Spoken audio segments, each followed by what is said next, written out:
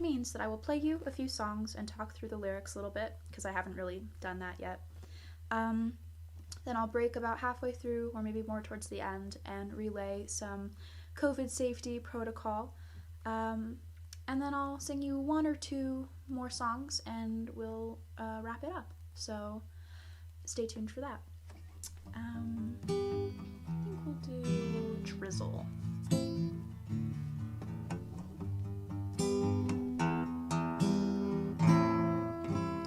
Emmanuel Kant said that we should be good to each other as we would be good to ourselves. Treat people as ends and not means. If the murderer asks after family, you tell the truth to him. The structure is kind, the intention so sweet.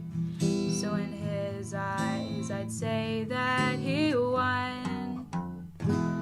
But for me, you see, it's never quite done. Trees lose their leaves when they flower, I grieve, and everything always feels wrong. The state kills the innocent, God picks on Job, and boys take away my songs. So this one was mostly just about feeling gloomy about everything. It was called Drizzle because it was drizzling outside. It was friggin' cold and I didn't like it. I was taking a lot of classes about various levels of things just being unfair. Historically, religiously, ethically, criminal justicely, and also a boy was causing me trouble.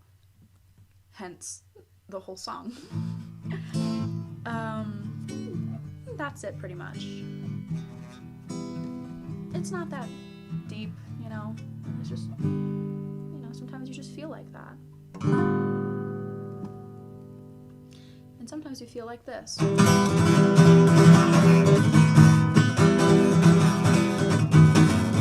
When I was 7 years old, I saw a dead man in the road outside the liquor store a few blocks from my school. Well, he was cold and he was warm, he looked the damn same as before, except for something in the eyes and a bit of drool. Well, people die every day, I wouldn't have it any other way. I just think they should feel good while they are alive. I went to school, I got good grades, I don't know what you want me to say. Tell me faster, cause you're running out of time.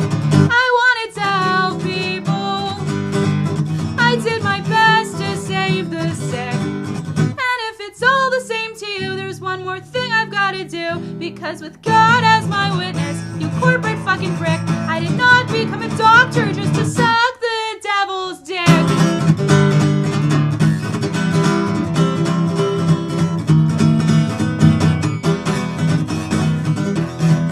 I made it through all 4 years and then almost a decade more. I asked the right questions, I never even really got bored. They hired me in my hometown, and then again when I moved away. People liked me back then, what can I say? Well, I can say it was the government, the companies, bureaucracies, the congressmen, the lobbyists and lies. It trickled into both my ears, it got louder over the years, until all that I could hear were fucking flies. Well, people die every day, I wouldn't have it any other way. I just think they should feel okay while they're alive. How could they ever feel okay when things are more and more this way? Sometimes it's like they'd rather die. But I fucking helped people, I did my best to save the sick.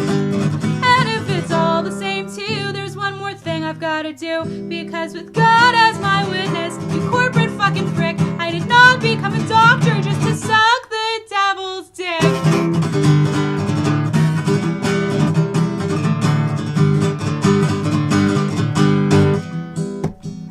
So, the lyrics to that song are not particularly subtle, and I do feel like most of you got the gist. But I will say that it's one of the few songs that I wrote that was explicitly not from my perspective. Like, there's no world in which I was a med student who whose journey was sparked by finding a dead man outside the liquor store. That just didn't occur to me. But I was doing a little bit of research into physician suicide rates when I was writing that song. And just really was trying to get into the head of someone who is like, spent their whole life trying to do this really good thing, and then is faced with it being not what they had hoped. And being a med student isn't a universal experience, but I think the song has emotion in it that's a little more widespread, so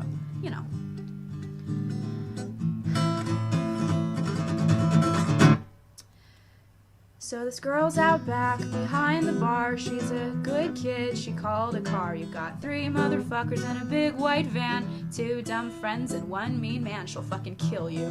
She wins every fight. She's gonna rock your shit by the end of the night. And the only advantage that a killer has is they think they have the right. I listen to a lot of true crime. I listen to it at night. I like the girl talk vibes. They make me feel alright. I like scary stories in the morning, and I like them at night. I like the girl talk vibes. They make me feel just fine. I listen to a lot of true crime. One of our young turned up last night. They found the body, but not their eyes. Somebody new must have gone bad. Where's the Lord to take care of that? Where's the Lord to take care of that? And I don't really want to sit and talk about the government. All I want to do is find the Lord.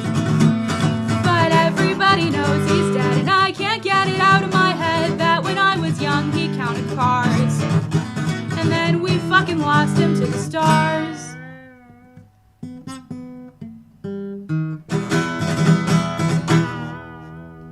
So that one was, a lot of true crime. You guys were I was mostly on social media for that. So you guys should be aware that it is, you guys, the few of you that were along for that journey, are already aware that it started off with the backtrack, and then I decided to make a little song about true crime. But that part is actually from an older song I made as a test run for this guitar, because I wanted to test out the whammy bar. And I tried to make something that had a lot of like spooky, kind of like folksy symbolism, but didn't really, it might mean something, but it wasn't, it was kind of just a test run. And it's nice to keep those songs in the back of your mind, because sometimes you'll be writing a new song and you'll be thinking, this needs something. I wish I could just insert a little bit of a fake kind of other song in there to give it flavor. And then you reach into your little toolbox and you have one of those. So it was useful, and I think it turned out well. But it is about 7 minutes in, so let me relay some, review some COVID safety protocol with you all. 2, limit the number and size of all gatherings. That for a lot of you, your household is maybe a more complicated situation than it might seem. Just do your best. That's all I can tell you. We're trying to give you information that you can use to make rational and informed decisions. But at the end of the day, you know who's in your household and what it means to be at home.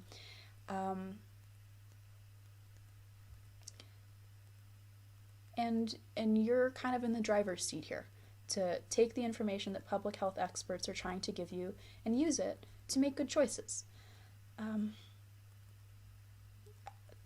Going home means different things for different people.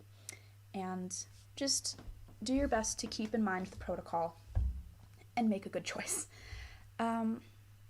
Finally, get a test at the first sign of illness if you may have been around someone who tested positive for COVID-19 or exhibited symptoms, because sometimes it takes a long time to get your tests back. Again, test accessibility For some people it's an issue. I don't imagine that it's too much of an issue in King County and Seattle. But again, just stay up to date on the information. This is what I've been asked to tell you. You can also go to your local public health experts' websites and check out what they have to say. You can also go to the CDC website, check out the most current information about COVID in your area and what you can do to minimize the spread. Stay safe, keep your loved ones safe, and let's get through this holiday season together, okay? It's okay if you have, how do I put this? If you've screwed up, forgive yourself and move forward, because that's all you can do. Stay safe out there. Happy holidays. And let me play you a couple more kind of bummer songs. Alright. Let's do... Did I break the string? No. Alright. Sick. If you're wondering why I only play the same 5 chords, it's because I don't really play the guitar. But it's portable.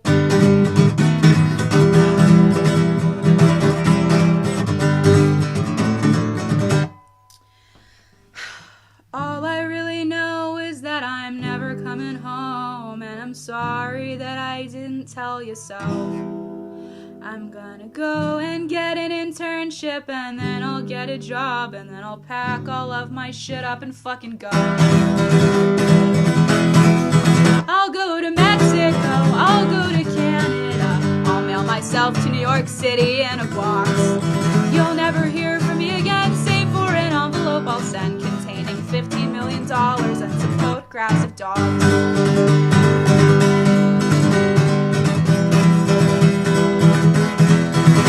For half of my short life I've kept a drawer in my room for all the little trinkets I consider gold.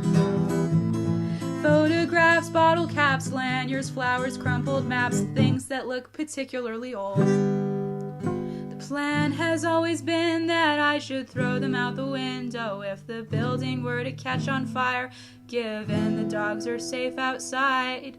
But the drawer is full of trash and I could turn it all to ash, just for the fleeting joy I'd get from adding more smoke to the sky. I'll go to Mexico, I'll go to Canada, I'll mail myself to New York City in a box.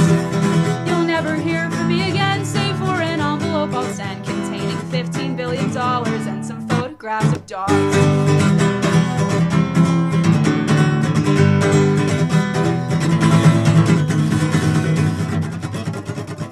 Well, sharks are smooth if you pet them one way, they are spiky, pet the other. My mom said that if they stop moving, they'll die. Hammerheads swim past, I've got my face up against the glass as I whisper to my sisters, as will I. I'll go to Mexico, I'll go to Canada, I'll mail myself to New York City in a box. You'll never hear from me again, save for an envelope I'll send containing $15 million and some photographs of dogs.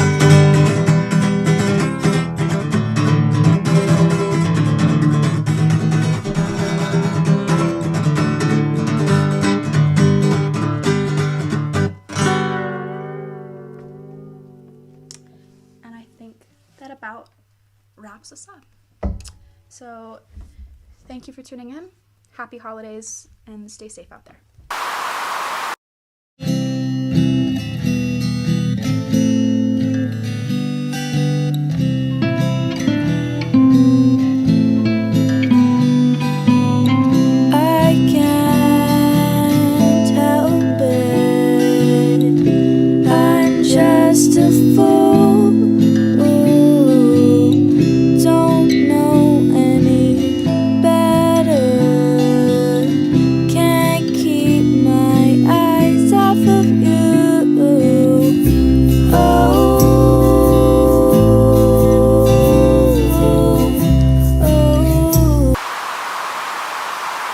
Hi everyone, my name is Julie Byrne,